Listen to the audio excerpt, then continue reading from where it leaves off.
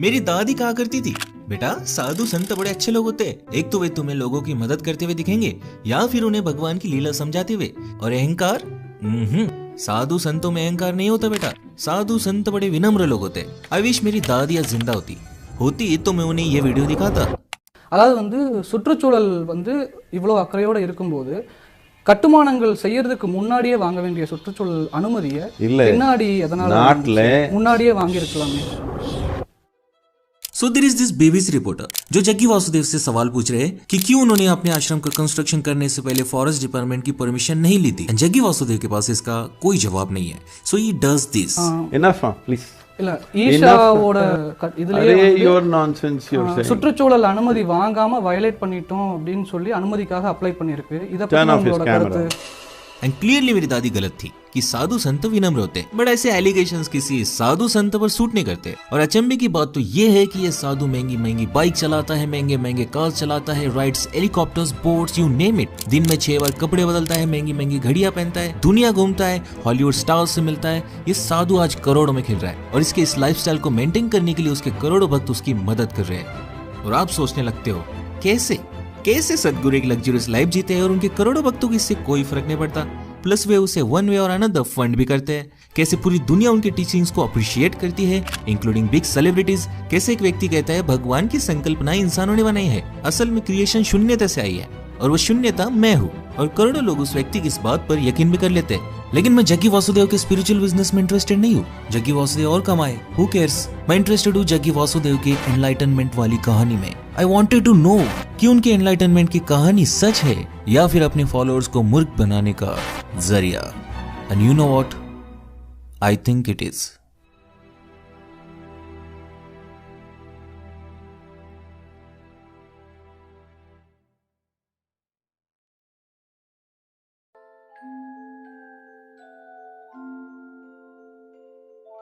जग्गी जी अपनी किताब में लिखते हैं, एक दोपहर वे चामुंडील के एक पत्थर पर बैठे हुए थे। उनकी आंखें खुली थी पर अचानक उनके साथ कुछ तो होने लगा।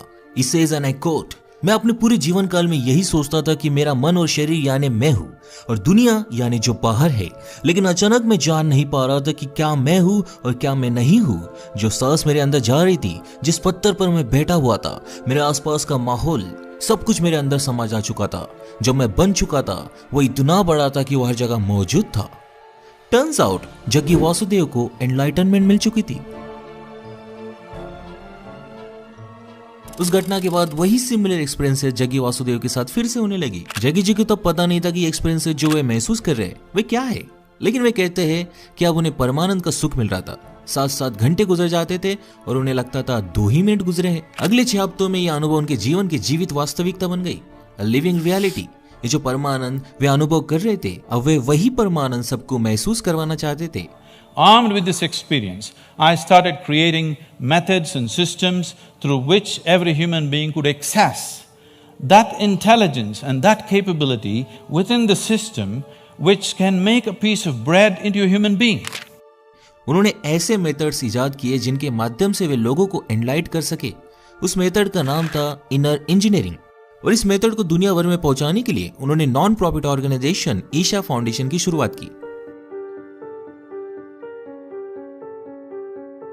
जग्गी जी को बचपन से ही भगवान पर विश्वास नहीं था। वे अपने बुक एनकाउंटर द एनलाइटन में लिखते हैं, आप कृष्ण की पूजा करते हो क्योंकि आपके दादाजी ने आपको कहा कि कृष्ण की पूजा करो। ऐसी पूजा गलत है। अगर ऐसा व्यक्ति आपके समाज में रहने आ जाए तो आप उसे फांसी पर लटका दोगे क्योंकि आपकी माँ बहनें उसके साथ रास लीला करना चाहेगी और उधर क्या होगा आपको पता भी नहीं चलेगा। जग्गी जी ये भी मानते हैं कि दुनिया के सारे शास्त्र, धार्मिक किताबें, शिक्षाएं, फिलोसॉफीज जो लोगों ने कही या इजाद की है वे सब निरर्थक है। All the scriptures, all the teachings, all the philosophies, all the great things that people have spoken about, all of them are worth nothing. He says people go to temples and they hallucinate gods. लेकिन अगर इस दुनिया को भगवान ने नहीं बनाया तो फिर किसने बनाया? But according to Jaggi Vasudev, creation nothingness से आई है। When I say Shiva, don't imagine the calendar figure you've always seen. When we say Shiva, what it means, that which is not. So they say Shiva is a cosmic man lying down across the cosmos and he is nothing. He is not physical matter, he is nothing, but he is opaque. And then Shakti came and she danced around, a certain level of energy danced around. When Shakti danced around, he got irritated and he woke up. So he got angry and he roared. When he roared, the yoga says, he spat out galaxies. Then Shakti touched Shiva. When she touched Shiva, she gathered inertia, so she became more stable, which is what the creation is today. And now if you ask me, Jaggi Vasudev को ये सब कैसे मालूम? Then मैं आपको बता दूं, जब वे चामुंडी हिल्स पर एनलाइट हुए थे, तो वे इस नथिंगनेस से जुड़ गए थे। As he said in his books, वे अपनी किताबों में ये भी कहते हैं कि ये उनका चौथा जन्म है। 370 साल पहले वे एक स्नेक चार्मर थे, बिलवा। फिर वे एक योगी के रूप में जन्मे, जिसका नाम था शिव योगी। शिव योगी मोक्ष की तलाश में था, पर एक दिन जब वो मेडिटेशन कर रहा था, वह एक साधु आया, श्री पल्लनी स्वामी। स्वामी जी ने शिव योगी की एनलाइट होने की ख्वाहिश को पहचाना, उसके माथे पर अपनी छड़ी लगा दी और शिव योगी एनलाइट हो गया। लेकिन इसी के साथ शिव योगी के ऐसे सपने का हिस्सा बन गया जो पिछले 15,000 सालों से पूरी नहीं हुई थी। Many thousand years ago, there was a yogi whose name was Sunira, and she took on an impossible project. He wants to build a living Shiva once again, a perfect teacher for the world. So he started building the energy body for that kind, and then he believed that he could build a physical body on top of that and let him loose in the world with a lifespan of a few hundred or thousand years, so that he will transform the whole world by the time his time is done. Sunira ने इस project पर अपनी पूरी जिंदगी काम किया, लेकिन वो असफल रहा और मर गया।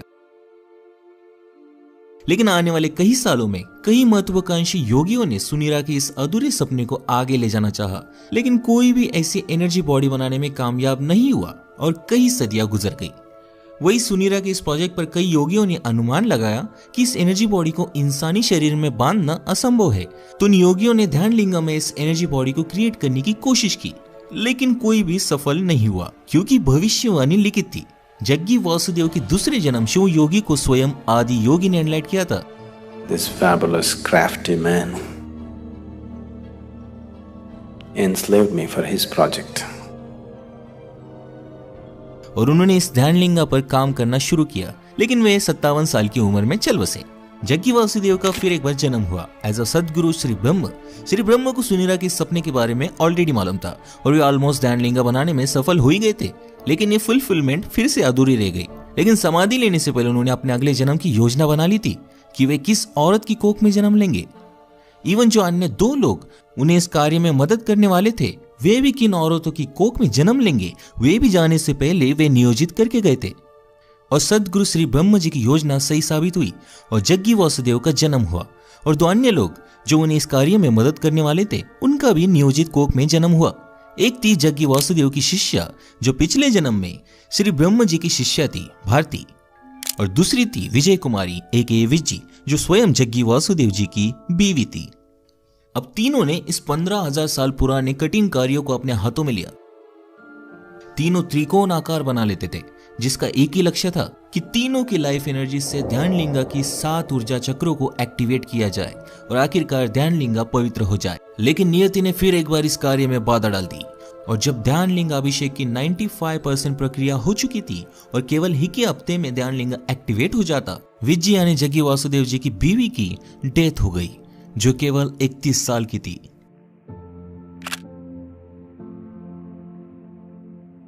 जग्गी जी ने बताया कि विज्जी ने महासमाधि ले ली है। This is a nation where there have been thousands of incidents where people have left their body consciously. So she announced that she will leave almost 9 months ahead of that time. It was a natural process. ध्यान लिंगा का काम रोकना नामुमकिन था और जग्गी वासुदेव इसे इसी जन्म में पूरा करना चाहते थे। उन्होंने अपना और विज्जी का दोनों का रोल एक साथ निभाना शुरू कर दिया, लेकिन इस कारण उनके शरीर पर बहुत भार आने लगा और वे बेहद बीमार गिरने लगे। In about 8 months, maximum of 8 months, I aged about 25 years during the consecration process. Certain period of consecration, about 8 months' time, people just saw me like I am aging, like so extremely fast. I became, from a very vibrant young person, I just became an old person, absolutely, totally weak and shaky in 8 months' time. My hair grayed. लेकिन उन्होंने हार नहीं मानी और 3.5 सालों बाद and to be exactly 24 जून 1999 को ध्यानलिंगा, जिसमें स्वयं शिवा की एनर्जी है, वो हम सब के लाभ के लिए तैयार हुआ।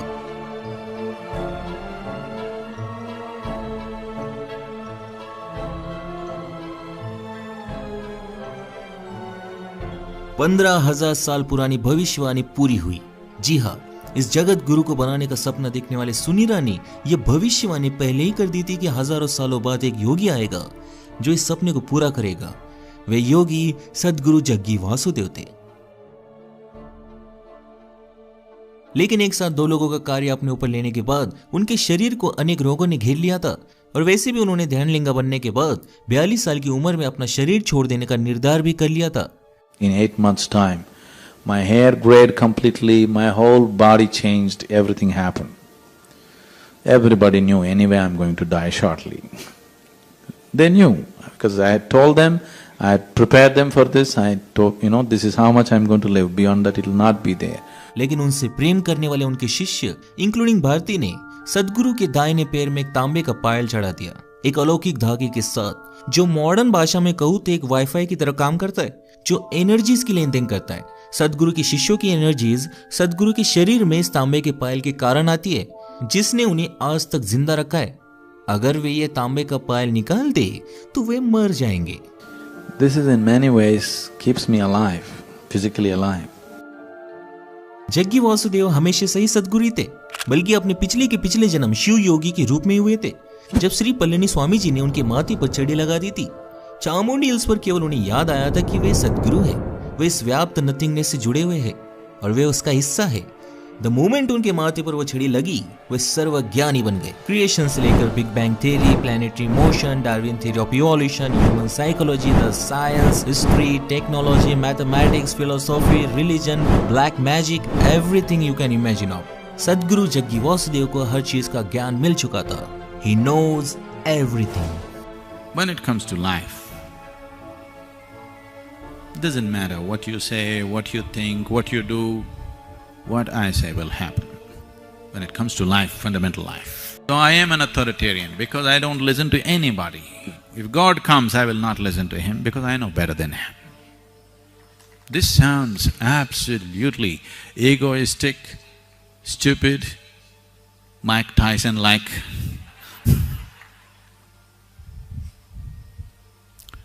But what can I do? It's true.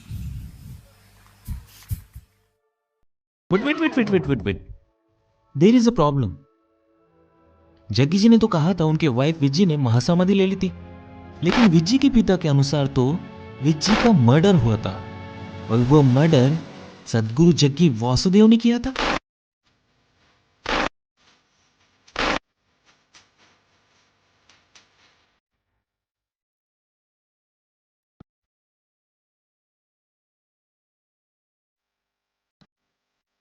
Jaggi जी के अनुसार 31 साल की विजय कुमारी ने 23 जनवरी 1997 को महासमाधि ले ली, लेकिन जग्गी वासुदेव के खुद के ससुर ने यानी विज्जी के पिता ने जग्गी वासुदेव पर उनके बेटी के मर्डर का इल्जाम लगाया और एफआईआर फाइल कर दी।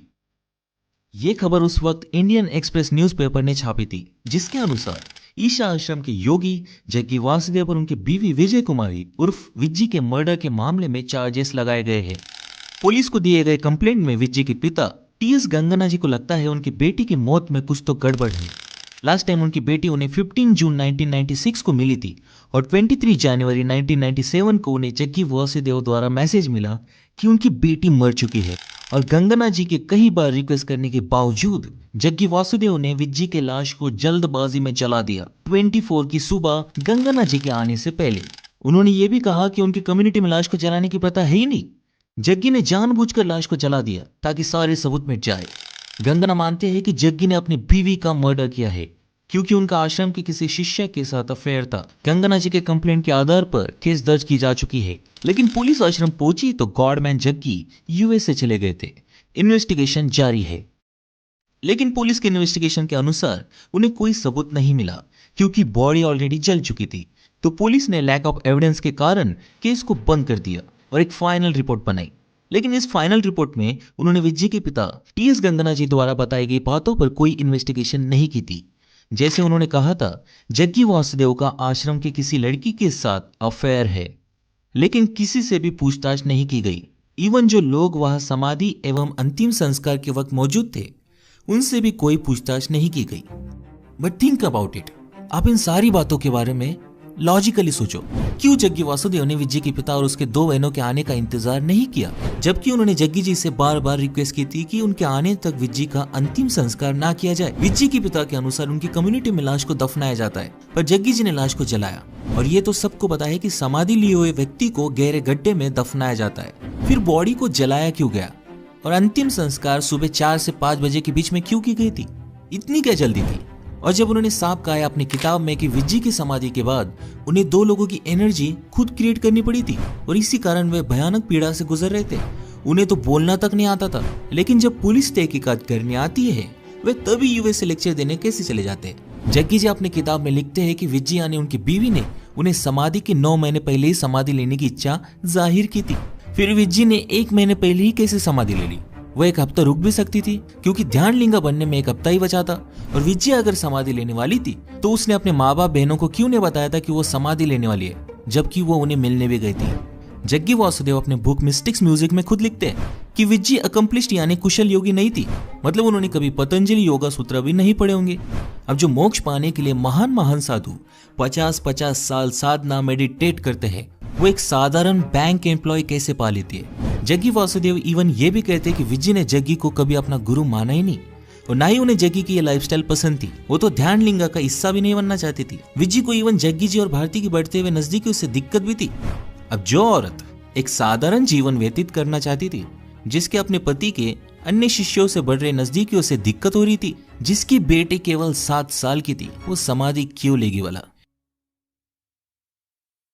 These are just doubts I had in Sadhguru story of Vijay's death. हम उन पर कोई एलिगेशंस नहीं लगा रहे, वो हमारा काम है ही नहीं। उन्हीं की किताब में लिखा गया है कि ध्यानलिंगा अभिषेक की प्रक्रिया विजय की उपस्थिति में खत्म हो जाती, लेकिन जग्गी जी की शिष्या भारती को अपने बच्चे के एनुअल फंक्शन में जाना था। कितनी मूर्खता वाली बात है ये। क्या भारती को मालूम नहीं था कि ये ध्यानलिंगा कितना बड़ा प्रोजेक्ट है, उसकी इंटेंसिटी क्या है, कि ये 15,000 साल पुरानी प्रोफेसी है? कई योगी इसमें असफल हो गए। जग्गी वासुदेव को 4 जन्म लेने पड़े। खुद भारती का ये दूसरा जन्म था। उसका जन्म ही ये कार्य पूरा करने के लिए हुआ था और वो अपने बच्चे के स्कूल फंक्शन में चली गई थी। रियली आई वंडर, 15,000 साल पुरानी प्रोफेसी, जग्गी जी के 4 जन्म, और उनके पास ऑप्शन था कि वे स्पेशल लोगों को स्पेशल कोक में पैदा कर सकते हैं। देन उन्होंने 2 मामूली लड़कियों को क्यों चुना इतने बड़े कार्य के लिए? इतने बड़े कार्य के लिए तो किसी अकम्प्लिश्ड योगी को चुनना चाहिए था। ये सारी कहानियां, ये सारे फैक्ट्स किसी दंत कथा जैसे नहीं लगती जो किसी 6 साल के बच्चे ने लिखी हो। जग्गी जी ने खुद कहा है कि ध्यानलिंगा के अभिषेक प्रक्रिया के बाद वे बीमार गिर गए थे और उन्होंने अपने एंकल बोन को खुद अपनी शक्तियों से ठीक किया था। इवन अपना अस्थमा भी 1 घंटे में ठीक कर दिया था। In a field hockey game, I fractured my left ankle. I was in excruciating pain, and by then I had also become a chronic asthmatic, and I had a very severe bout of asthma. I sat down with my eyes closed for about little more than an hour. When I came out, my asthma left me, never to come back again. And above all, my fractured leg was perfectly okay in little more than an hour's time. लेकिन इस interview में वे ये कहते हैं, So 3 years ago, it so happened, I was playing soccer with the kids and I tore my left knee. Then the only damn game I can play is golf. साक्षात भगवान अपनी नी bone ठीक नहीं कर पा रहा और दुनिया भर में अस्थमा के आज 262 मिलियन पेशेंट्स है। अगर जग्गी जी के पास इसका इलाज है तो वे इलाज सबको दे क्यों नहीं रहे? राइट?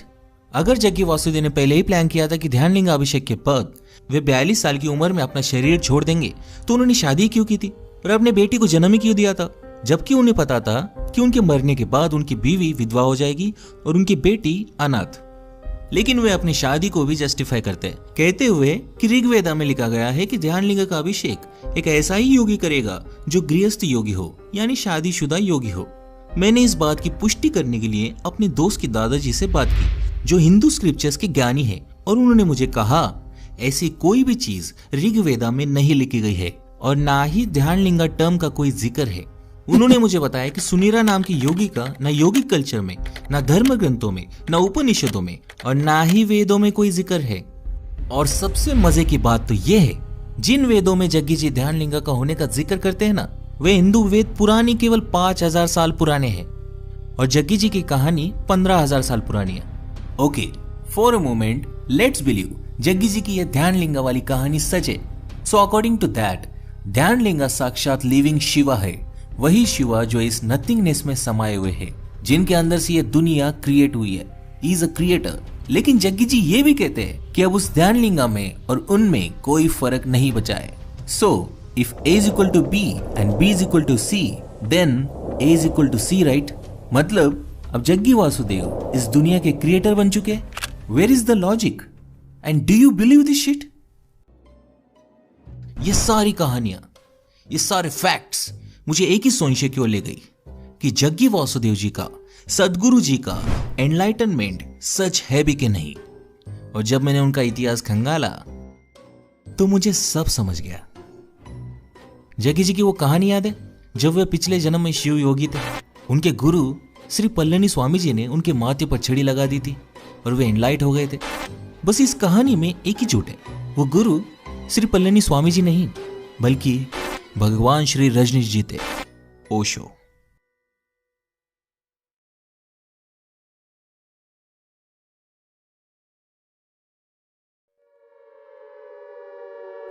सो 70 के दशक में अमेरिका में गरीबी, वॉर, रेशियल भेदभाव के कारण लोगों का ट्रेडिशनल रिलीजन्स पर से विश्वास उठ चुका था और तब अनेक स्पिरिचुअल लीडर्स ने इन वल्नरेबल लोगों को अपनी स्पिरिचुअलिटी प्रीच करना शुरू कर दिया।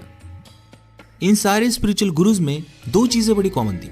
पहली कि ये सब दावा करते थे कि ये सब एनलाइटेंड बीइंग्स है, और दूसरी, इन सभी गुरुओं ने अपने अपने ट्रस्ट खोले और मिलियंस ऑफ डॉलर्स कमाए। एक स्पिरिचुअल गुरु ने तो अमेरिका में अपना शहर ही बना लिया। In the northern part of Oregon, there used to be a little town called Antelope. Yesterday, the voters in Antelope decided to change the town's name to Rajneesh. It is a political victory for followers of the Indian guru, Bhagwan Sri Rajneesh. Change has been coming, and today, Antelope awoke to a red dawn.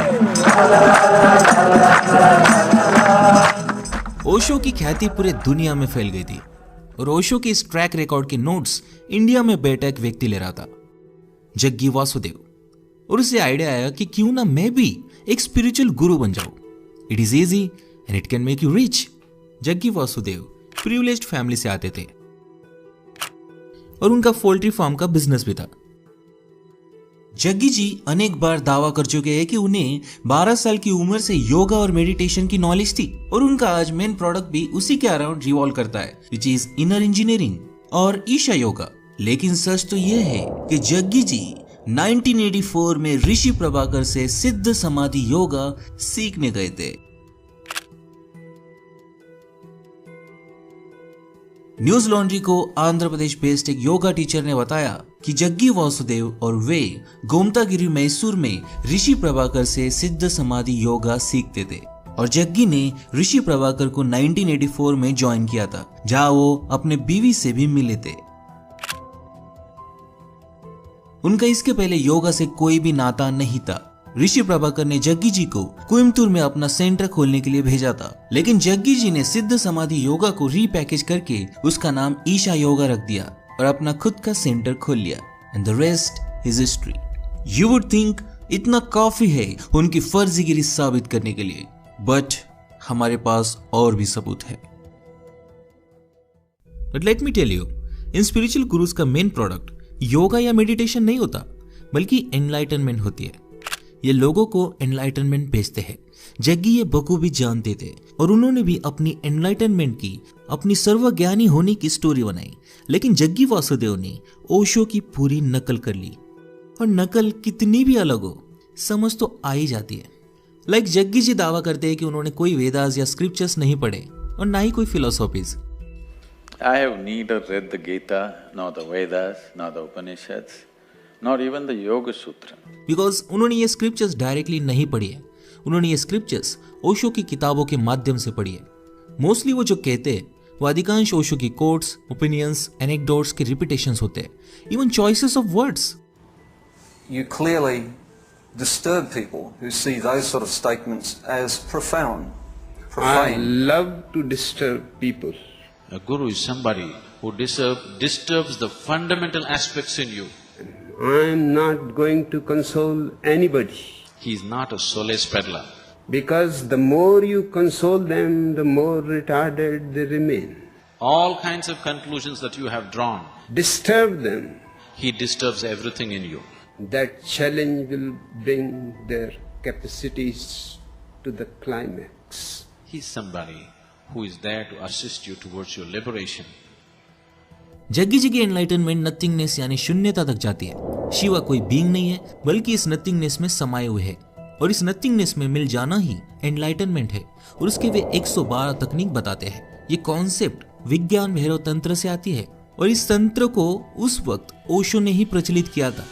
कोई 112 विधियां हैं सारे जगत में ध्यान की, और प्रत्येक विधि अद्भुत है। Tantra will not give you the answer, Tantra will give you the technique. Jaggi जब भी शिवा की बात करते हैं, जैसे Shiva being good and evil, both light and dark, यही स्टाइल और व्यूज ओशो भी इस्तेमाल करते थे। ओशो कहते थे शिवा के पास कोई फिलोसॉफीज नहीं थी, उनके पास केवल मेथड्स थे। All the questions Devi is asking, Shiva is not going to answer at all. On the contrary, he will give a technique. And if Devi goes through this technique, she will know. यह बात उन्होंने खुद को और अपने course को describe करने के लिए रख ली। Once they understand few basics, then we teach methods with which they can make these dimensions within themselves in a conscious manner. This is not a philosophy, this is a technology. Jaggi जी हमेशा कहते हैं, Now, whatever I say, don't believe this. But don't be a fool and disbelieve this. Guess what, ये quote उन्होंने कहां से उठाया? ओशो की किताब I celebrate my self, God is no where, life is now here से। I have not told you to believe it, I have not told you to disbelieve it. Jaggi ji कहते हैं उन्हें फिलोसॉफीज पसंद नहीं। Philosophies are fantastic explanations for those things which cannot be explained. क्योंकि ओशो को भी पसंद नहीं थी। A philosopher thinking about truth is just like a blind man thinking about light. Jaggi जी एक कहानी सुनाते हैं। जब एरिस्टोटल हेराक्लिटस से मिले थे, देखा जाए तो दोनों अलग अलग टाइमलाइन से आते, उनके मिलने की कोई बात बनती ही नहीं। ये तो गलती है, राइट? बट अगर हम मान लें जग्गी जी ने यह कहानी अपनी बात रखने के लिए कही हो तो ठीक है, लेकिन ये सेम गलत कहानी ओशो अपनी किताब हिडन हार्मोनी में कह चुके हैं। पूरी दुनिया में केवल ओशो ने ही लिखा है कि एरिस्टोटल और हेराक्लिटस मिले थे। अब ये कैसे मुमकिन है कि पूरी गलत कहानी ही कोइंसिडेंटली जग्गी जी ने सबको सुना दी? बट स्टिल मैं इन सारी बातों को संयोग एवं कोइंसिडेंस समझूंगा, मान लूंगा, लेकिन अगली सिमिलैरिटी को कोइंसिडेंस मानना बहुत मुश्किल है। Here is another anecdote. सदगुरु जी सुनाते हैं, एक औरत जे कृष्णमूर्ति के साथ शॉपिंग करने गई थी, तो कृष्णमूर्ति जी एक छोटा सा टाई खरीदने के लिए इतना वक्त लगा रहे थे कि उस औरत ने सोचा, जो व्यक्ति एक टाई को लेकर इतना कंसर्न फील करता है वो एनलाइटेंड कैसे हो सकता है भला, और उस औरत ने जे कृष्णमूर्ति को छोड़ दिया। But let me tell you, similar anecdote Osho भी सुना चुके हैं अपने किताब में, क्योंकि वो औरत जे कृष्णमूर्ति को छोड़कर सबसे पहले ओशो से मिलने गई थी। एंड आई डोंट नो कि सदगुरु को इस कहानी के बारे में कहां से मालूम पड़ा। ऐसे सैकड़ों उदाहरण मैं आपको दे सकता हूं, but I think you get the point. Jaggi Vasudev ने सब कुछ ओशो से कॉपी किया है, लेकिन ओशो की गलती है जग्गी जी ने कॉपी नहीं की। ओशो हमेशा हिंदुइज्म को क्रिटिसाइज करते थे, जो इंडियन पॉलिटिशियंस को रास नहीं आती थी। पॉलिटिशियंस ने ओशो पर दबाव बनाया और उन्हें मजबूरन देश छोड़ना पड़ा। जग्गी जी भले ही ओशो के पद पर चल हिंदुइज्म को क्रिटिसाइज करते रहे, लेकिन उन्होंने ड्यूअल कैरेक्टर अपनाया। अपने एनलाइटनमेंट में, अपनी टीचिंग्स में, अपने आश्रम में उन्होंने ध्यानलिंगा, शिवा, आदि योगी, भैरवा जैसे टर्म्स को यूज किया ताकि उन्हें कोई अपोज न करे।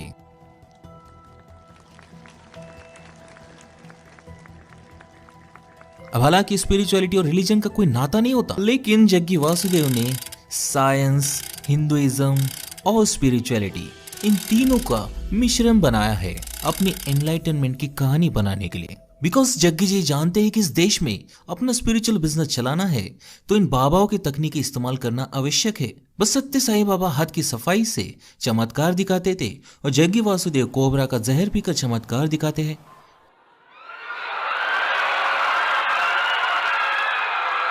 आगे ध्यानलिंगा बनाने के लिए उन्हें लोकल भक्तों से डोनेशन मिला और उन्होंने 150 एकड़ जमीन खरीदी अपना आश्रम खड़ा करने के लिए, जहां आज ईशा फाउंडेशन खड़ा है। इन न्यू ओशो के डाउनफॉल में पॉलिटिशियंस का बड़ा हाथ रहा, तो उन्होंने पॉलिटिशियंस के साथ अच्छे संबंध बनाने के लिए न्यूट्रल इनिशिएटिव्स को इन हैंड लिया। ऐसे ही 2006 में जग्गी वासुदेव ने पूरे तमिलनाडु में पेड़ लगाने का इनिशिएटिव हाथ में लिया। इसमें उन्हें नए भक्त और वॉलंटियर्स तो मिले ही, लेकिन उस वक्त के सीएम करुणानिधि भी इस इनिशिएटिव में शामिल हुए। This made him famous in South India. वे आज सेम तकनीक इस्तेमाल करते हैं अपने ब्रांड को पूरी दुनिया में प्रमोट करने के लिए। Save our soil. Save soil. Save the soil. Save soil. Save soil. Save our soil. 2008 में स्टार विजय ने जग्गी वासुदेव के साथ वीकली शो एयर करना शुरू कर दिया, जिसमें वे अलग अलग सेलिब्रिटीज के साथ बैठकर spirituality, social problems, yoga, meditation, जो मन में आया उस टॉपिक पर बात करते थे। லேபர் இருந்தாலும் மத்தியானம் 1 மணி நேரம் இடைவெளி கொடுக்குறாங்க, நமக்கெல்லாம் சாப்பாடு நேரத்துல நமக்கு இடைவெளி கொடுக்க மாட்டாங்க। शो बढ़िया था और इसलिए ईशा फाउंडेशन ने सेम कॉन्सेप्ट पर खुद का शो बनाया। My work is just to help people to understand that going in installments is not going to get you to infinite. It was a win-win situation. दोनों पार्टीज को publicity मिल रही थी और धीरे धीरे बड़े से लेकर बड़े सेलिब्रिटीज जग्गी वासुदेव से बात करने लगे। You can't even imagine. Namaskaram, good morning Matthew. Good morning, Sadhguru. How are you, man? I'm good, man. Where you So from? finally Jaggi Vasudev ji ने अपना ईशा एम्पायर खड़ा कर दिया, जहाँ आज वे करोड़ों रुपए कमाते हैं। एक झूठी एनलाइटनमेंट की कहानी ने जग्गी जी को इस मुकाम तक पहुंचा दिया। आज जग्गी जी के करोड़ों फैंस हैं दुनिया भर में, लाखों पार्ट टाइम वॉलंटियर्स और हजारों फुल टाइम वॉलंटियर्स जो फ्री ऑफ कॉस्ट काम करते हैं उनके आश्रम में। जग्गी वासुदेव ने सिंपली अपने पोल्ट्री और कंस्ट्रक्शन बिजनेस को स्पिरिचुअल बिजनेस में ट्रांसफर कर लिया। एज्यूम लगभग 1980 से ही उन्होंने डिसाइड कर लिया था कि उन्हें कौन सी कहानियां बोलनी है, किस तरह बोलनी है, ताकि वे लेजिट लग सके और अपने ईशा एम्पायर को खड़ा कर सके। इवन बिजनेस मॉडल अगर आप ध्यान से देखें तो ईशा फाउंडेशन में कुछ भी फ्री नहीं है। छोटी से लेकर छोटी चीज को डोनेशन के स्वरूप में बेचा जाता है ताकि सरकार को टैक्स भी ना देना पड़े। जग्गी वासुदेव जी ने एक faith based business model create किया है, टैक्स फ्री स्टेटस पाने के लिए, अपने स्पिरिचुअल प्रोग्राम्स को बेचने के लिए, बुक्स एंड मर्चेंडाइज बेचने के लिए, and most importantly full time volunteers के रूप में फ्री लेबर पाने के लिए। ओशो की किताबें पढ़कर उनकी टीचिंग स्टाइल एनलाइटनमेंट कॉपी कर आज सदगुरु जग्गी वासुदेव बहुत बड़े मुकाम पर पहुंच गए। उनके कुछ फैंस को पता है कि वो ओशो की कॉपी करते हैं, लेकिन वे आर्गुमेंट देते हैं कि क्या फर्क पड़ता है कि सदगुरु जग्गी वासुदेव ओशो की कॉपी कर रहे हैं, इससे तो लोगों का फायदा ही हो रहा है ना, करने तो कॉपी। लेकिन मैं उनसे एक ही सवाल पूछूंगा, सदगुरु जग्गी वासुदेव को ये एनलाइटनमेंट बेचते बेचते 30 साल से ज्यादा हो गए, लेकिन उनको छोड़ के एक भी व्यक्ति को एनलाइटनमेंट मिली है क्या? और मिल भी नहीं सकती, क्योंकि ओशो की लॉन्ग टाइम सहयोगी मां आनंदशीला कहती है, He dangled the carrot of enlightenment. He declared few people enlightened. It was a hoax. In that sense, yes. Enlightenment एक छल है, झूठ है, धोखाधड़ी है।